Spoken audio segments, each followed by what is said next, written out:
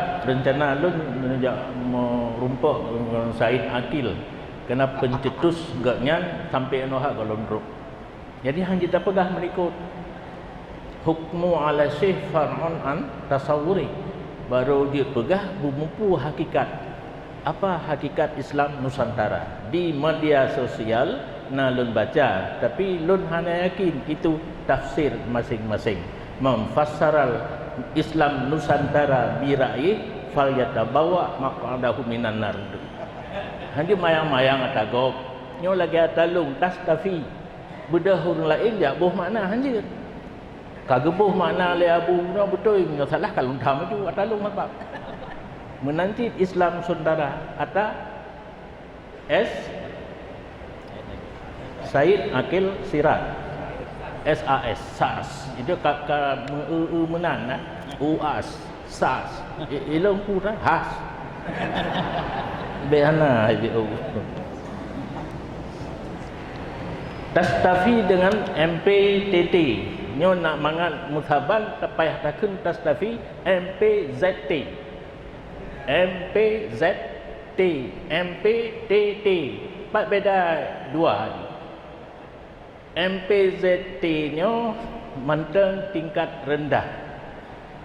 Itanya bidang syariat, fikih, tauhid, tasawuf. MPTT tingkat tinggi, hakikat dan makrifah. Kan tempat menaen, getanya menaen orang raya.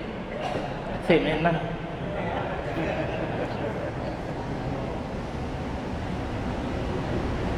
Bunok kurung jelas sino. Hina agama apa? Dihina. Ya. Ya. Ya. Dino letan dalam media sosial penghinaan terhadap Allah dan Rasul. Nyen itanya hantar tu orang pegat.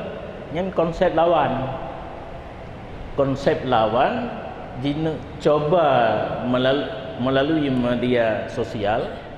Kadang-kadang nak orang tanya yang hantim ke, yang hantim orang terpengaruh.